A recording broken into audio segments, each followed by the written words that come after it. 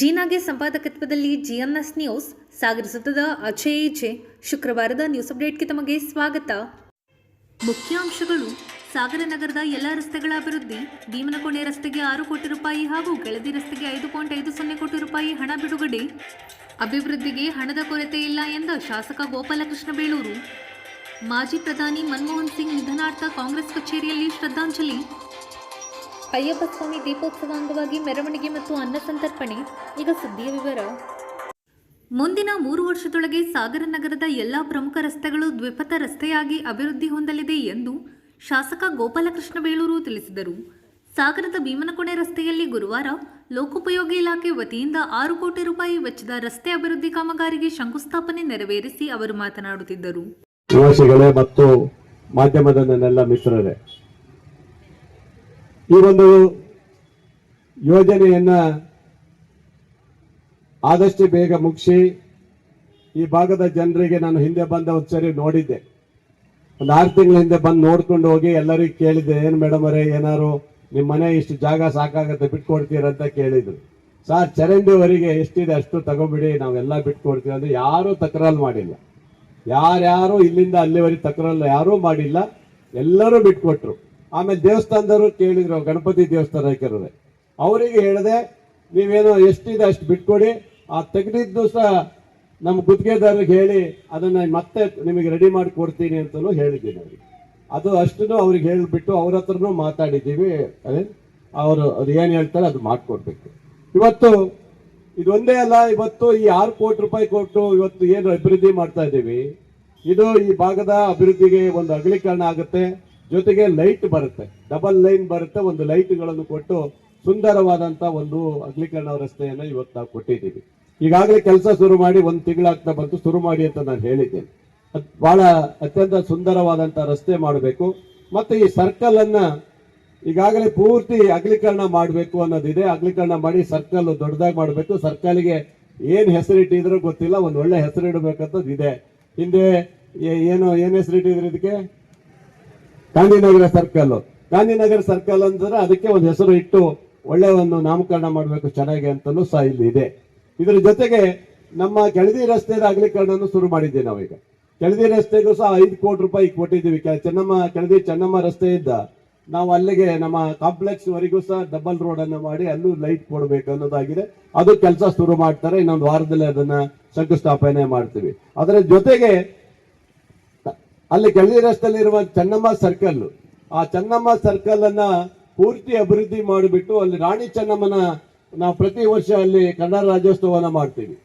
ಆ ಚೆನ್ನಮ್ಮನ ಹೆಸರಿಡಬೇಕು ಮತ್ತು ರಾಣಿ ಚೆನ್ನಮ್ಮನ ವಿಗ್ರಹವನ್ನ ಮೂರ್ತಿಯನ್ನ ಪ್ರತಿಷ್ಠಾಪನೆ ಮಾಡಬೇಕಂತ ಹೇಳಿ ಅದಕ್ಕೂ ಸಹ 15 ಲಕ್ಷ ರೂಪಾಯಿನ ಈಗಾಗಲೇ ಬಿಡುಗಡೆ ಮಾಡಬೇಕಂತ ತೀರ್ಮಾನ ಮಾಡಿದ್ವಿ.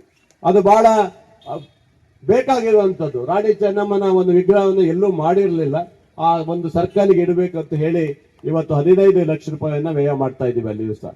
ಒಟ್ಟಿನಲ್ಲಿ ಸಾಗರ ಅಭಿವೃದ್ಧಿಗೆ ಇವತ್ತು ತಾವೆಲ್ಲರೂ ಬಹಳ ಜನ ಇವತ್ತು ಹೇಳಿರ್ಬೋದು, ಯಾಕಂದ್ರೆ ಇವತ್ತು ಬಹಳ ಅಭಿವೃದ್ಧಿ ಆಗ್ತಿಲ್ಲ, ಇನ್ನೊಂದಾಗಿಲ್ಲ ಅಂತ ಯಾರು ಕೇಳ್ತಾ ಇದ್ರೆ ಖಂಡಿತ ಬರೆದಿಡ್ಕೋಬೇಕು. ಇನ್ನು 3 ವರ್ಷದಲ್ಲಿ ಸಾಗರದ ಎಲ್ಲ ರಸ್ತೆಗಳನ್ನು ಅಭಿವೃದ್ಧಿ ಮಾಡುವಂತ ಕೆಲಸ ಬೇಳೂರು ಮಾಡೇ ಮಾಡ್ತಾನೆ, ಅದರಲ್ಲಿ ಯಾವುದೇ ಮಾತಿಲ್ಲ, ನೆನಪಿಡ್ಕೋಬೇಕು. ನೋಡಿ, ನಮ್ಮ ಮಾರ್ಕೆಟ್ ರಸ್ತೆ ಅಗಲೀಕರಣ ನಿಂತೋಗಿತ್ತು. ನಾವು ಯಾರಿಗೂ ದಬ್ಬಾಳಿಕೆ ಮಾಡಿಲ್ಲ, ಯಾರಿಗೂ ಹೆದರ್ಸಕ್ ಹೋಗಿಲ್ಲ. ನಾವು ಅವರಿಗೆ ಹೇಳಿದ್ವಿ, 3 ಸರಿ ಮೀಟಿಂಗ್ ಮಾಡಿದೆ, 4 ಸರಿ ಮೀಟಿಂಗ್ ಮಾಡಿ ಡಿ.ಸಿ ಅವ್ರ ಜೊತೆ ಮೀಟಿಂಗ್ ಮಾಡಿದ್ವಿ. ಆದ್ರೆ ಅವರು ಇಷ್ಟು ಬೇಕು ಅಷ್ಟು ಬೇಕು ಅಂತ ಕೇಳಿದ್ರು ಬಿಟ್ರೆ ಏನು ಹೇಳಿಲ್ಲ. ಆಮೇಲೆ ನಾವು ಕೋರ್ಟಿಂದ ಆದೇಶ ತಗೊಂಡು ಇವತ್ತು 28 ಕೋಟಿ ರೂಪಾಯಿ ಬಿಡುಗಡೆ ಮಾಡಿ ಅದನ್ನ ಸಹ ಇವತ್ತು ಇನ್ನೊಂದು 2 ತಿಂಗಳೊಳಗೆ ಆ ರಸ್ತೆಯನ್ನ ಅಗಲೀಕರಣ ಮಾಡಿ ಈ ತಾಲೂಕಿನ ಜನರಿಗೆ ಕೊಡಬೇಕು ಅನ್ನೋದು ನಮ್ಮ ಉದ್ದೇಶ ಇದೆ. ಯಾಕಂದ್ರೆ ಬಹಳ ದಿವಸದಿಂದ ಅಲ್ಲಿದ್ದು ಪಾಪ ಓಡಾಡೋರಿಗೆ ಹೋಗೋರಿಗೆ ಸಮಸ್ಯೆ ಆಗ್ಬಿಟ್ಟಿದೆ ಆಗಪ್ಪ, ಎಲ್ಲ ಅಲ್ಲಿ ಅಷ್ಟು ಇಕ್ಕಟ್ಟಾಗ್ಬಿಟ್ಟಿದೆ. ಆ ರಸ್ತೆಗಳನ್ನು ಅಗಲೀಕರಣ ಮಾಡುವಂತ ಕೆಲಸನೂ ನಾವು ಇವತ್ತು ತೆಗೆದುಕೊಂಡಿದ್ದೀವಿ. ಇವತ್ತು ಅದರ ಜೊತೆಗೆ ಈ ಭಾಗದಲ್ಲಿ ಸ್ವಿಮ್ಮಿಂಗ್ ಪೂಲ್ ಹಾಳಾಗಿ ಹೋಗಿದೆ. ಮಕ್ಕಳು ಈಜೋಡಿಯಕ್ಕೆ ಹೋದ್ರೆ ಕಾಲಿಗೆಲ್ಲ ಅದು ಹೊಡಿತಾ ಇದೆ, ಕೊಯ್ತಾ ಇದೆ. ಹಿಂದೆ ನಾನೇ ಅದು 2 ಕೋಟಿ ರೂಪಾಯಿ ಕೊಟ್ಟು ಅವತ್ತು ಮಾಡಿದ್ದೆ. ಅದಂತ ಕಾಗೋಡು ಸಾಹೇಬರು ಬಂದ್ರು. ಕಾಗೋಡು ಸಾಹೇಬರು ಇನ್ನು ಅದಕ್ಕೊಂದು ಕೋಟಿಯನ್ನ ಕೊಟ್ಟು 3 ಕೋಟಿ ರೂಪಾಯಿ ಕೊಟ್ಟು ಮಾಡಿದ್ರು. ಬಟ್ ಅದು ಉಪಯೋಗಕ್ಕಾಗಿಲ್ಲ. ಹೋದ್ಸರಿ ಸ್ವಲ್ಪ ಆಗಿತ್ತು. ಈಗ ಮತ್ತೆ ಅದಕ್ಕೂ ಸಹ 50 ಲಕ್ಷ ರೂಪಾಯಿ ಎಷ್ಟು ಕೊಡ್ತಾ ಇದ್ದಾರೆ ರಾಯ್ಕರ್. ಅದನ್ನೂ ಸಹ ಇವತ್ತು ಅದು ಅಭಿವೃದ್ಧಿ ಮಾಡಿ ನಮ್ಮ ಬೇಸಿಗೆ ಕಾಲದಲ್ಲಿ ನಮ್ಮ ಮಕ್ಕಳು ಈಜು ಹೊಡಿಲಿಕ್ಕೆ ಅವಕಾಶ ಮಾಡಿಕೊಡ್ತಾ ಇದ್ದೀವಿ. ಅದ್ರ ಜೊತೆಗೆ ಮೀನು ಮಾರ್ಕೆಟ್, ಕಾಗೋಡು ಸಾಹೇಬರು 6 ವರ್ಷದ ಹಿಂದೆ ಮೀನು ಮಾರ್ಕೆಟ್ ಮಾಡೋ ಹಾಗೆ ನಿಂತಿತ್ತು. ಅದನ್ನ ಇವತ್ತು ನಾನು 1,30,00,000 ಕೊಟ್ಟು ಮೀನು ಮಾರ್ಕೆಟ್ ಅನ್ನು ಸಹ ಅಭಿವೃದ್ಧಿ ಮಾಡಿ ಅದು ಇವತ್ತು ಇಟ್ಕೊಂಡು ಹೊಸ ಇದು ಮಾಡಿ ಅಲ್ಲಿ ಯಾರಿಗೂ ತೊಂದರೆ ಆಗೋ ರೀತಿಯಲ್ಲಿ, ಮಳೆಗಾಲದಲ್ಲಿ ತೊಂದರೆ ಆಗಬಾರದು ರೀತಿಯಲ್ಲಿ, ಅದ್ರ ಜೊತೆಗೆ ಅಲ್ಲೊಂದು ದೊಡ್ಡ ಒಂದು ವೇದಿಕೆಯನ್ನು ಮಾಡಿಕೊಟ್ಟಿದ್ದೆ, ರಂಗಮಂದಿರವನ್ನು ಮಾಡಿದ್ದೀನಿ. ಅದಕ್ಕೋಸ್ಕರ 40 ಲಕ್ಷ ರೂಪಾಯಿ ಪ್ಲಸ್ ಪಾರ್ಕಿಂಗ್ ಎಲ್ಲ ಸೇರಿ ಹತ್ತತ್ರ ಒಂದು 70-80 ಲಕ್ಷ ರೂಪಾಯಿ ಆಗ್ಬೋದು ಏನಲ್ಲಿ. ಅದೇನ ಫೆನ್ಸಿಗೆ ಹಾಕೋದು 60 ಲಕ್ಷ ಎಲ್ಲ ಬೇರೆ ಕೊಟ್ಟಿದ್ದೀವಿ. ಟೋಟಲ್ ಅಲ್ಲೂ ಸಹ ವಾಕಿಂಗ್ ಬರೋದವರಿಗೆ ಅಭಿವೃದ್ಧಿ ಆಗ್ಬೇಕು, ಅಲ್ಲಿ ಒಳ್ಳೇದ ರೀತಿಯಲ್ಲಿ ಆಗ್ಬೇಕು ಅನ್ನೋ ರೀತಿಯಲ್ಲಿ ಇವತ್ತು ಆ ಜಾಗವನ್ನು ಸರಿ ಮಾಡಿದ್ದೀವಿ. ಇವತ್ತು ಐಬಿ ಕೆಳಗಡೆ ಒಂದು ಪಾರ್ಕ್ ಇತ್ತು, ಹಿಂದೆ ತುಂಬಾ ಚೆನ್ನಾಗಿತ್ತು. ಇತ್ತೀಚೆಗೆ ಒಂದು 10-15 ವರ್ಷದಿಂದ ಐಬಿ ಕೆಳಗಿದ್ದ ಪಾರ್ಕ್ ಈಗ ಏನು ಇಲ್ಲ, ಅದು ಸತ್ತೋಗ್ಬಿಟ್ಟಿದೆ. ಈಗ ಸಾಗರದ ಎಲ್ಲಾ ಪಾರ್ಕ್ಗಳು ಎಲ್ಲ ಸತ್ತೋಗಿದೆ, ಯಾವುದು ಬದುಕಿದ್ದಂತೂ ಕಂಡಿಲ್ಲ. ಈಗ ಅದೇನ ನನ್ನ ಆದ್ಯತೆ ಏನ್ ಗೊತ್ತಾ, ಎಲ್ಲಾ ಪಾರ್ಕ್ಗಳನ್ನು ಅಭಿವೃದ್ಧಿ ಪಡಿಸುವಂತ ಮೊದಲ ಗುರಿ ನಂದು. ಇವತ್ತು ಈಗ 80 ಲಕ್ಷ ರೂಪಾಯಿ ಐಬಿ ಪಾರ್ಕ್ ಅಲ್ಲಿ ಇಟ್ಟಿದ್ದೀನಿ. ಈಗ ಅಲ್ಲಿ ಎಲ್ಲರೂ ಬಂದು ವಾಕಿಂಗ್ ಮಾಡಕ್ಕೆ ವಾಕಿಂಗ್ ಪಾತ್ ಮಾಡಿದ್ದೀನಿ. ನೀವೆಲ್ಲ ಹೆಣ್ಮಕ್ಳು ಅಲ್ಲಿ ಬಂದು ವಾಕಿಂಗ್ ಅಲ್ಲಿ ಬಂದು ವಾಕ್ ಮಾಡಕ್ಕೆ ಅವಕಾಶ ಮಾಡಿಕೊಟ್ಟಿದ್ದೀನಿ. ಒಳ್ಳೆ ಪಾರ್ಕ್ ಮಾಡ್ಕೊಡ್ತಾ ಇದೆ. 80 ಲಕ್ಷ ರೂಪಾಯಿ ಈಗಾಗಲೇ ಬಿಡುಗಡೆ ಆಗಿದೆ ಈಗ ಅಲ್ಲಿ. ಅದ್ರ ಜೊತೆಗೆ ಇವತ್ತು ಎಲ್ಲಾ ವಾರ್ಡಿನಲ್ಲಿ ಇವತ್ತು ಈ ಜಾಗ ಇಲ್ಲಿ ಕೂತಿದ್ದೀವಲ್ಲ ನಿಮ್ಮ ವಾರ್ಡು, ಇದನ್ನು ಸಹ ಪಾರ್ಕ್ ಮಾಡ್ಬೇಕಂತ ತೀರ್ಮಾನ ಮಾಡಿದ್ದೀನಿ. ಯಾಕಂದ್ರೆ ಇದು ಹಾಳಾಗಿ ಹೋಗಿದೆ. ಇದಕ್ಕೆ ಹಿಂದೆ ಒಂದು ಶೆಡ್ ಕೊಟ್ಟು ನಾನೇ ಕಟ್ಟಿದ್ದಿದೆ, ಆದ್ರೆ ಇಲ್ಲಿ ಪಾರ್ಕ್ ಇಲ್ಲ. ಇದನ್ನು ಸಹ ಈ ಜಾಗನು ಸಹ ಪಾರ್ಕ್ ಮಾಡ್ಬೇಕಂತ ಆಗಿದೆ. ಅದು ಖಂಡಿತ ಮುಂದಿನ ದಿವಸದಲ್ಲಿ ನಾಗಪ್ಪ ಹೇಳ್ತಾ ಇದ್ದೀನಿ, ಇದು ತಗೊಳ್ಬೇಕಿದು. ಯಾಕಂದ್ರೆ ಪಾರ್ಕ್ ಎಲ್ಲಾ ಏರಿಯಾದಲ್ಲಿ, ಯಾವ ಏರಿಯಾದಲ್ಲಿ ನಿಮಗೆ ಪಾರ್ಕ್ ಇಲ್ಲ ಹೇಳಿ ಆ ಏರಿಯಾಕ್ಕೆ ನಾನು ಪಾರ್ಕ್ ಕೊಡುವಂತ ಕೆಲಸ ನಾನು ಮಾಡ್ತೇನೆ. ಹಾಗೆ ನಮ್ಮ ಸರ್ಕಾರಿ ಮಾದರಿ ಶಾಲೆ, ನನ್ನ ಬೆಳನ್ಮಕ್ಕಿ ಇದು ಶಾಲೆ, ಅದು ಶಾಸಕರ ಮಾದರಿ ಶಾಲೆ. ಆ ಶಾಲೆಗೆ ಎಲ್ಲಾ ರೀತಿಯ ಸಹಕಾರ ಕೊಡಬೇಕಂತ ಹೇಳಿ ತೀರ್ಮಾನ ಮಾಡಿ ಅಲ್ಲಿಯ ಮಕ್ಕಳ ಸಂಖ್ಯೆ ಜಾಸ್ತಿ ಆಗಿದೆ. ಹತ್ತತ್ರ ಈಗ 400 ಜನ ಮಕ್ಕಳಾಗಿದ್ದಾರೆ. ಈಗ ಹೈಯೆಸ್ಟ್ ಈಗ ಓದ್ತಾ ಇದ್ದಾರೆ. ತುಂಬಾ ಅದ್ಭುತವಾಗಿ ಪಾಠ ಮಾಡ್ತಾ ಇದ್ದಾರೆ. ಅಲ್ಲಿಯ ಬಡ ಮಕ್ಕಳಿಗೂ ಸಮಸ್ಯೆ ಆಗಬಾರ್ದು ಅಂತೇಳಿ ಅಲ್ಲಿ ಸುಮಾರು 30-40 ಲಕ್ಷ ರೂಪಾಯಿ, ಈಗಾಗಲೇ 50 ಲಕ್ಷ ರೂಪಾಯಿ ಹತ್ತತ್ರ ಇಟ್ಟಿದ್ದೀವಿ. ಆ ಮಕ್ಕಳಿಗೆ ತೊಂದರೆ ಆಗಬಾರ್ದು, ಅಲ್ಲಿ ಎಲ್ಲ ಸೌಕರ್ಯಗಳನ್ನು ಕೊಡುವಂತ ರೀತಿಯಲ್ಲಿ ನಾವು ಬೇಡೂರು ನನ್ ಬಿಡಕ್ಬೇಕು. 70 ಕೋಟಿ ರೂಪಾಯಿ ಆ ಕಾಲದಲ್ಲೇ ತಂದು ಕೊಟ್ಟಿದ್ದೆ.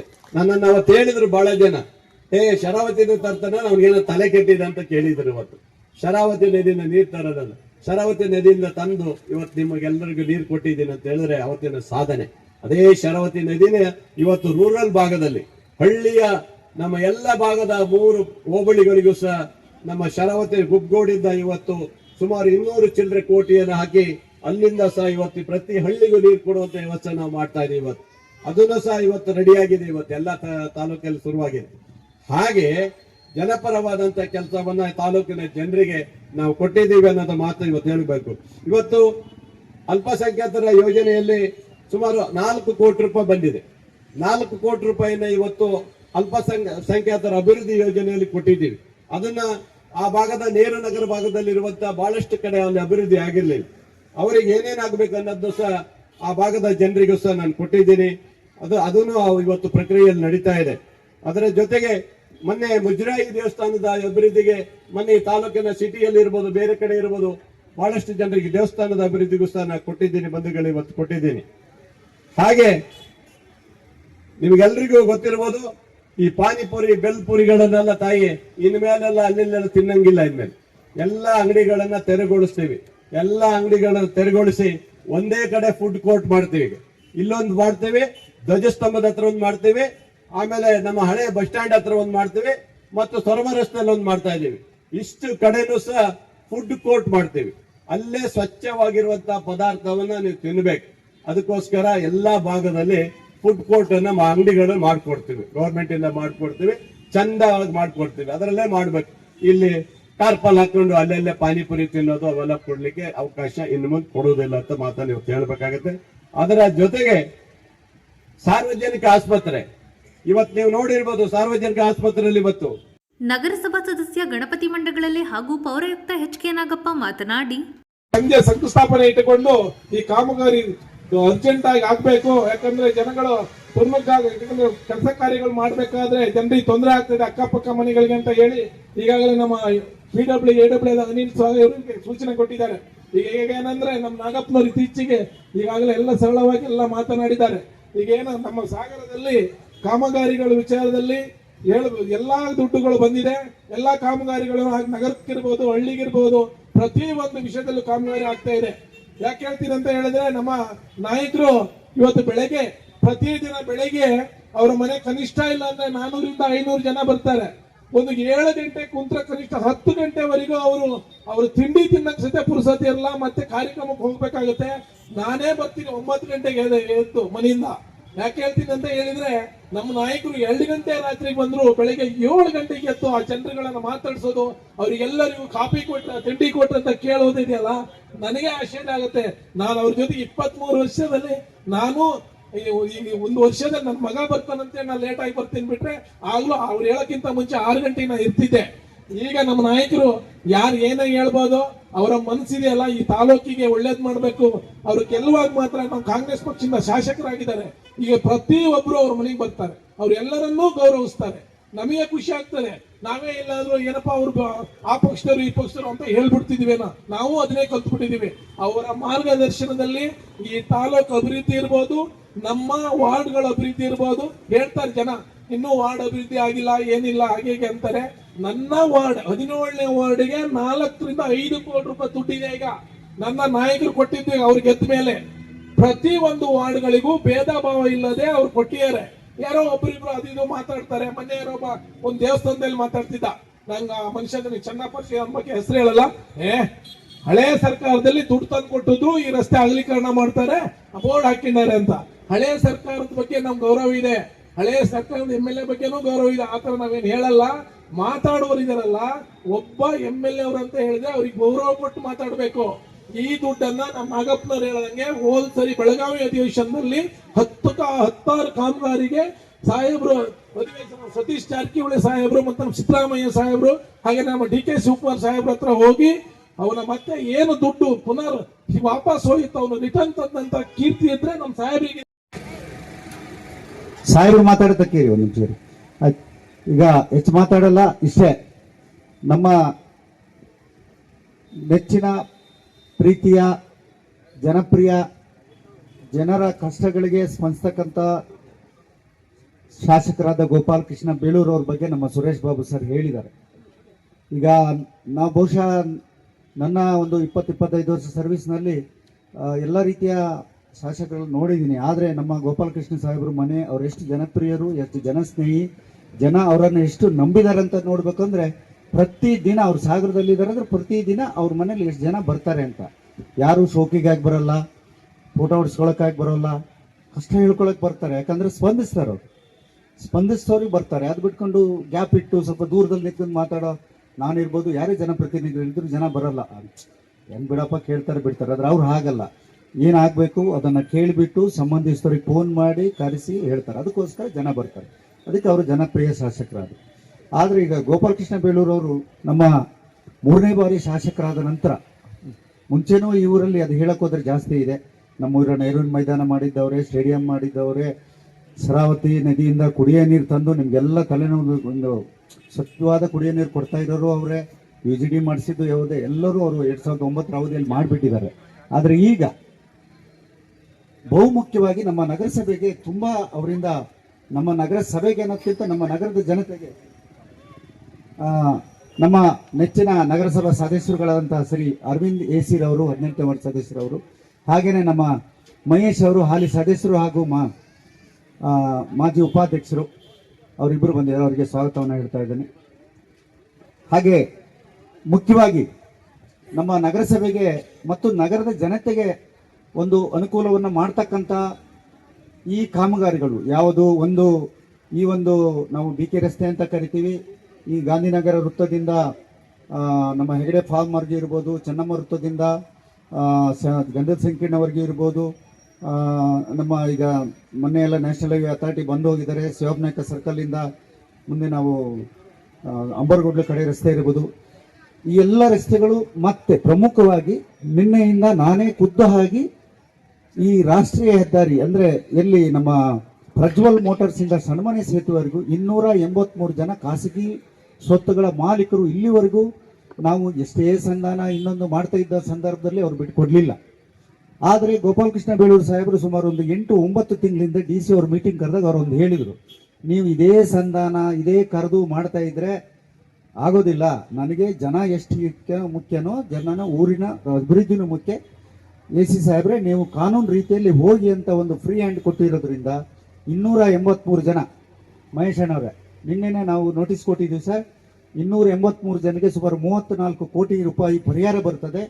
ಆದರೆ ಇಷ್ಟು ದಿವಸ ನಡೆದಂಥ ಪ್ರಕ್ರಿಯೆಗೂ ಗೋಪಾಲಕೃಷ್ಣ ಸಾಹೇಬ್ರು ಹೇಳಿದ ಮೇಲೆ ನನ್ನ ಪ್ರತಿಕ್ರಿಯೆಗೂ ತುಂಬ ವ್ಯತ್ಯಾಸ ಇದೆ.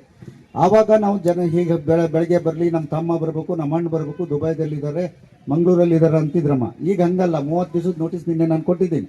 ಅಂದರೆ AC ಅವರ ಪರವಾಗಿ ನಾನು ಕೊಟ್ಟಿದ್ದೀನಿ. 30 ದಿವಸದೊಳಗೆ ಅವ್ರು ದುಡ್ಡು ತಗೋಬೇಕು. ತಗೊಂಡಿಲ್ಲ ಅಂದರೆ ಕೋರ್ಟ್ ಹೋಗ್ತಾ ಅವ್ರ ಅಕೌಂಟಿಗೆ ನಾವು ಜಮಾ ಮಾಡ್ತೇವೆ. ಈ ಏನು ನಿನ್ನೆಯಿಂದ 30 ದಿವಸದ ನಂತರ ನಾವು ಯಾರನ್ನೂ ಕೇಳೋದಿಲ್ಲ. ನಾನಲ್ಲ, ನಮ್ಮ ವ್ಯವಸ್ಥೆ, ಅದು ಜಿಲ್ಲಾಡಳಿತ ಮತ್ತು ತಾಲೂಕು ಆಡಳಿತ, ಮಾನ್ಯ ಶಾಸಕರ ಸೂಚನೆಯಂತೆ ಕಾನೂನು ಪ್ರಕಾರ ಅದ್ರ ರಸ್ತೆ ಕಾಮಗಾರಿಯನ್ನು ಅದನ್ನು ಪ್ರಾರಂಭ ಮಾಡ್ತದೆ. ಇದು ಸತ್ಯ. ಮಾಡ್ತಾ ಇದ್ದೀವಿ, ಅವ್ರು ಬರ್ತಾ ಇದ್ದಾರೆ, ಇವ್ರು ಬರ್ತಾ ಇದ್ದೇವೆ ಅನ್ನೋದು ಇದು ಸತ್ಯ. ಈಗ ಬಾಬಣ್ಣವ್ರು ಹೇಳಿದಲ್ಲ, ಇದು ಸತ್ಯವಾದ ವಿಚಾರ. ರಸ್ತೆ ಅಗಲೀಕರಣ ನಮ್ಮೂರಿಗೆ ಭಾರಿ ದೊಡ್ಡ ಒಂದು ಸಮಸ್ಯೆಯ ವಿಚಾರ ಅಂದರೆ ಮಾರ್ಕೆಟ್ ರಸ್ತೆ. ಆದರೂ ಸಹ ನಾವು ಅರ್ಧಂಬರ್ಧ ಆಗಿತ್ತು, ಸಂಧಾನ ಮುಖಾಂತರ ಮಾಡಿದ್ದೀವಿ. ಹಿಂದಿನ ಶಾಸಕರ ಸಾಹೇಬರ ಆಡಳಿತದಲ್ಲೂ ಮಾಡಿದ್ದೀವಿ, ಸಂಧಾನ ಮಾಡಿದ್ವಿ. ಆದರೂ ದಿಟ್ಟವಾದ ನಿರ್ಧಾರ ತಗೊಳಕ್ಕಾಗಿಲ್ಲ ನಮಗೆ. ಮನುಷ್ಯನಿಗೆ 2 ಥರ ಇರಬೇಕಾಗತ್ತೆ. ಒಂದು ಪೂರ್ತ ಜನರ ಪರನವರು ಇರಬೇಕು, ಇಲ್ಲ ಕಾನೂನು ಪತ್ರನವರು ಇರಬೇಕು. ನಾವು ಸ್ವಲ್ಪ ಗೊಂದಲವನ್ನು ಒಂದು 4-5 ವರ್ಷದಿಂದ ಗೊಂದಲಗಳು, ಅಂದರೆ ಯಾರು ನಿಷ್ಠರಾಗಬಾರ್ದು, ಅದು ಮಾಡೋಣ ಇದು ಮಾಡೋಣ ಅಂತ ಹೇಳಿ ನಾವು ಒಂದು ಕಾಲ ಆಯಾ ಕಾಲಕ್ಕೆ ಅವ್ರವ್ರ ಕೆಲಸಗಳನ್ನು ಮಾಡಿದ್ದಾರೆ. ಯಾಕಂದರೆ ನಾವು ಪ್ರತಿಯೊಬ್ಬರ ಜೊತೆಗೂ ಕೆಲಸ ಮಾಡಿದವರು. ಆದರೆ ಗೋಪಾಲಕೃಷ್ಣ ಸಾಹೇಬರು ಅಷ್ಟೇ, ಅದು ವಿಚಾರದಲ್ಲೂ ತುಂಬ ಸ್ಟ್ರಿಕ್ಟ್ ಆಗಿ ಯಾರದೇ ಮುಲಾಜಿಲ್ಲ. ನೀವು ಬರೇ ಇದನ್ನ ನಮ್ಮಲ್ಲಿ ಹೇಳಿ ಕೋಳಿ ಕೇಳಿ ಸಂಬಾರಾರ್ಧಂಗಲ್ಲಿ ಮಾಡ್ದಂಗೆ ಆಗಲ್ಲ ಸರ್. ಗುರುದತ್ತ ಹೆಗಡೆಯವರು ಹೊಸದಾಗಿ ಬಂದಿದ್ರು DC ಸಾಹೇಬರು. ಯಾವ ಕಾರಣಕ್ಕೂ ಮೀಟಿಂಗ್ ಯಾವುದು ಮಾಡಬೇಡಿ ನೀವು. ನಮ್ಮ ಜನ, ನಾನು ಅದೇ ರಸ್ತೆಯಲ್ಲಿದ್ದರು, ನಾನು ಒಪ್ಪಿಗೆ ಕೊಡೋವಲ್ಲ. ನಮ್ಮ ಜನರಿಗೆ ನಿಮ್ಮ ಕಾನೂನೇ ಸರಿ ಇದೆ, ಇಮಿಡಿಯೇಟಾಗಿ ಯಾವ ಮೀಟಿಂಗು ಮಾಡಬೇಡಿ, ಡೈರೆಕ್ಟಾಗಿ ನೋಟಿಫಿಕೇಶನ್ ಮಾಡಿ ಅಂತೇಳಿ ಹೇಳಿದ್ದಾರೆ. ಅದು ಕೆಲಸಕ್ಕೂ ಇವತ್ತು 28ನೇ ತಾರೀಕು ಮಾನ್ಯ DC ಸಾಹೇಬರು ರಜೆ ಇದ್ದಾರೆ. 28ನೇ ತಾರೀಕು ಬಂದು ಮಾರ್ಕೆಟ್ ರೋಡನ್ನು ನೋಟಿಫಿಕೇಶನ್ ಮಾಡ್ತಾರೆ. ಅದು ಸಹ 30 ದಿನದಲ್ಲಿ. ಅದಕ್ಕೂ ದುಡ್ಡಿನ ಸಮಸ್ಯೆ ಇಲ್ಲ. ಸಾಹೇಬರಿಗೆ ಗೊತ್ತಿಲ್ಲ, ಮೊನ್ನೆ ಅನಿಲ್ ಕುಮಾರ್ ಅವರು ಹೇಳಿದಾಗ ನಂಗೆ ಗೊತ್ತಾಯ್ತು ಸರ್. ಮೊನ್ನೆ ಅಷ್ಟೇ ಏಪ್ರಿಲ್ ತಿಂಗಳಲ್ಲಿ ತಾವು 4,80,00,000 ಪರಿಹಾರಕ್ಕಾಗಿ ದುಡ್ಡು ತಂದಿದ್ದೀರಿ ಸರ್, ಪರಿಹಾರ ಕೊಡೋಕ್ಕೋಸ್ಕರ ಅಲ್ವಾ ಅನಿಲ್? ಅಲ್ಲಿ ಸ್ವಲ್ಪ ನಮ್ಮ AC ಆಫೀಸಲ್ಲಿ ಮಿಸ್ ಮ್ಯಾಚಿಂಗ್ ಆಗಿತ್ತು. ಇವರೇ ಬಂದು ಸರ್ ಮೊನ್ನೆ ನಾವು ದುಡ್ಡು ತಂದಿದ್ದೀವಿ, ತಮ್ಮದೇ ಸಾಹೇಬ್ರದ ಲೆಟರ್ ಇದೆ, ದುಡ್ಡಿನ ಕೊರತೆ ಅಂತೂ ಇಲ್ಲ ನಮ್ಮ ಯಾವುದೇ ರಸ್ತೆ ಮಾಡೋಕ್ಕೆ, ರಸ್ತೆ ಅಗಲೀಕರಣಕ್ಕೆ. ಇನ್ನೊಂದು ಪಾಯಿಂಟ್ ಅನ್ನು ನಾನು ಹೇಳ್ತೀನಿ, ಹಿಂಭಾಗದಲ್ಲಿ ಇದ್ದೀರಿ ಮತ್ತು ವೇದಿಕೆ ಮೇಲೆ ಇದ್ದೀರಿ. ಒಂದು ಪಾಯಿಂಟ್ ಅಂದರೆ ನಾನು ಕಾನೂನು ಪ್ರಕಾರನೇ ಹೇಳಬೇಕು, ಸುಳ್ಳನ್ನು ಹೇಳಬಾರ್ದು. ನಾನು ಈಗ ಯಾವುದೇ ಒಂದು ಸರ್ಕಾರ ಬದಲಾದಾಗ ಯಾವ ಯೋಜನೆಗಳು, ಯಾವ ಕಾಮಗಾರಿ, ಏನು ವಿತೌಟ್ ಯಾವ ಯೋಜನೆಗೆ ಹಣ ಬಂದಿರುತ್ತೋ ಅದನ್ನು ನಾವು ಅದಕ್ಕೆ ಖರ್ಚು ಮಾಡಬೇಕಾಗುತ್ತೆ. ಆದರೆ ಸರ್ಕಾರ ಬದಲಾವಣೆ ಆದಾಗ ಆ ಕಾಮಗಾರಿಗೆ ಯಾವುದಾದ್ರೂ ಹಣ ಮಂಜೂರಾಗದೇ ಬರೀ ನಮ್ಮ ಪೇಪರ್ ಮೇಲೆ ಒಂದು ಸ್ಯಾಂಕ್ಷನ್, ಕ್ರಿಯಾಯೋಜನೆ ಅಂತ ಹೇಳ್ತೀವಿ, ಆ ರೀತಿ ಸ್ಯಾಂಕ್ಷನ್ ಆಗಿದ್ದರೆ ಅದನ್ನು ಮುಂದುವರಿಸೋದು ಬಿಡೋದು ಹೊಸದಾಗಿ ಬಂದ ಸರ್ಕಾರ ಮತ್ತು ಹೊಸದಾಗಿ ಆಯ್ಕೆ ಆದಂಥ ಜನಪ್ರತಿನಿಧಿ ಶಾಸಕರ ಒಂದು ವಿವೇಚನೆಗೆ ಬಿಟ್ಟಿರ್ತದೆ. ಅದರಿಂದ ಈಗೇನು ಬಾಬಣ್ಣವರು ಹೇಳಿದರು, ಅದೇ ಒಂದು ಇಷ್ಟೇ ಕ್ಲಾರಿಫಿಕೇಶನ್ನು. ಈಗೇನು ಕಾಮಗಾರಿಗಳು ನಡೀತಾ ಇದೆ, ಇದು ಗೋಪಾಲಕೃಷ್ಣ ಅವರು ಶಾಸಕರಾದ ಮೇಲೆ ಸನ್ಮಾನ್ಯ ಸಿದ್ದರಾಮಯ್ಯ ಸಾಹೇಬರು ಹತ್ರ ಮತ್ತು ನಮ್ಮ ಸತೀಶ್ ಜಾರಕಿಹೊಳಿ ಸಾಹೇಬ್ರ ಹತ್ರ ಹೋದ್ಸರಿ ಮೊದಲ ಅಧಿವೇಶನ, ತಮ್ಮ ಸರ್ಕಾರದ ಮೊದಲ ಬೆಳಗಾವಿ ಅಧಿವೇಶನದಲ್ಲಿ ನಾನು ಇದ್ದೆ ಸರ್. ನೀವು ನಮ್ಮ ನಗರೋತ್ಥಾನ ಇರ್ಬೋದು, ಈ ರಸ್ತೆಗಳಿರ್ಬೋದು, ಎಲ್ಲ ಪಟ್ಟಿಯನ್ನು ತಗೊಂಡೋಗಿ ಓಕೆ ಮಾಡಿಸ್ಕೊಂಡು ಸರ್ಕಾರದ ಹೈ ಪವರ್ ಕಮಿಟಿಯಲ್ಲಿ ಪಾಸ್ ಮಾಡಿಸ್ಕೊಂಡು ಅವಾಗ ಒಂದು ಆರ್ಡರ್ ಆಗಿತ್ತು, ಹಳೇದು ಯಾವುದು ಕಾಮಗಾರಿ ಸ್ಟಾರ್ಟ್ ಮಾಡಬಂದು ಎಲ್ಲದನ್ನು ಕ್ಯಾನ್ಸಲ್ ಮಾಡಿದೀವಿ ಅಂತ. ಆದರೆ ಮಾಡ್ಕೊಬಂದು ಇವತ್ತು ನಗರಸಭಾ ಸದಸ್ಯರಾದ ಮಧುಮಾಲತಿ, ವಿ ಮಹೇಶ್, ಅರವಿಂದ್ ರಾಯ್ಕರ್, ಜಾಕೀರ್, ರವಿಕುಮಾರ್, ಪ್ರಮುಖರಾದ ಕಲಸೆ ಚಂದ್ರಪ್ಪ, ಷಣ್ಮುಖ, ಸುರೇಶ್ ಬಾಬು, ಉಷಾ, ಪ್ರಭಾವತಿ, ಪರಿಮಳ ಇನ್ನಿತರರು ಹಾಜರಿದ್ದರು. ಸಾಗರದ ಗಾಂಧಿ ಮಂದಿರದಲ್ಲಿ ಶುಕ್ರವಾರ ಬ್ಲಾಕ್ ಕಾಂಗ್ರೆಸ್ ವತಿಯಿಂದ ಮಾಜಿ ಪ್ರಧಾನಿ ಡಾಕ್ಟರ್ ಮನಮೋಹನ್ ಸಿಂಗ್ ಅವರಿಗೆ ಸಂತಾಪ ಸೂಚಿಸಲಾಯಿತು. ಶಾಸಕ ಗೋಪಾಲಕೃಷ್ಣ ಬೇಳೂರು, ಪ್ರಮುಖರಾದ ಕಲಸೆ ಚಂದ್ರಪ್ಪ, ಸುರೇಶ್ ಬಾಬು, ಮಧುಮಾಲತಿ, ಲಲಿತಮ್ಮ, ಎಲ್ ಚಂದ್ರಪ್ಪ ಇನ್ನಿತರರು ಹಾಜರಿದ್ದರು. ಸಾಗರ ಭೀಮನಕೋಣೆ ರಸ್ತೆಯಲ್ಲಿ ಇರುವ ಅಯ್ಯಪ್ಪ ಸ್ವಾಮಿ ದೇವಸ್ಥಾನದಲ್ಲಿ ದೀಪೋತ್ಸವ ಅಂಗವಾಗಿ ವಿವಿಧ ಧಾರ್ಮಿಕ ಕಾರ್ಯಕ್ರಮ ನಡೆಯಿತು. ಬುಧವಾರ ಮಾಲೆ ಧರಿಸಿದ ಸ್ವಾಮಿಗಳಿಂದ ಮೆರವಣಿಗೆ ನಡೆಯಿತು. ಗುರುವಾರ ದೇವಸ್ಥಾನದಲ್ಲಿ ವಿಶೇಷ ಪೂಜೆ ಹಾಗೂ ಅನ್ನ ಸಂತರ್ಪಣೆ ನಡೆಯಿತು.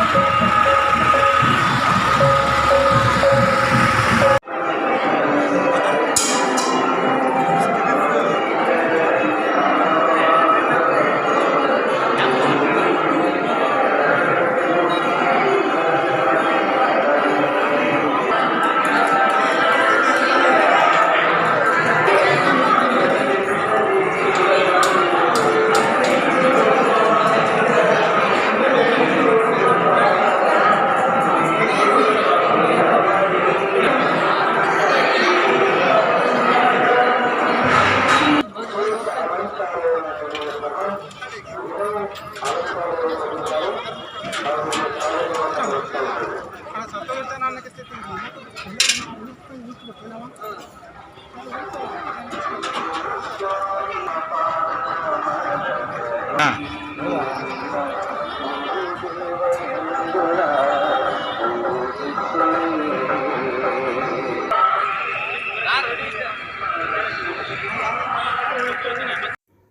ಶುಕ್ರವಾರದ ಸಮಗ್ರ ಸುದ್ದಿ. ನಿರಂತರ ಸುದ್ದಿಗಾಗಿ ನೋಡ್ತಾ ಇರಿ GNS ನ್ಯೂಸ್. ನಮಸ್ಕಾರ.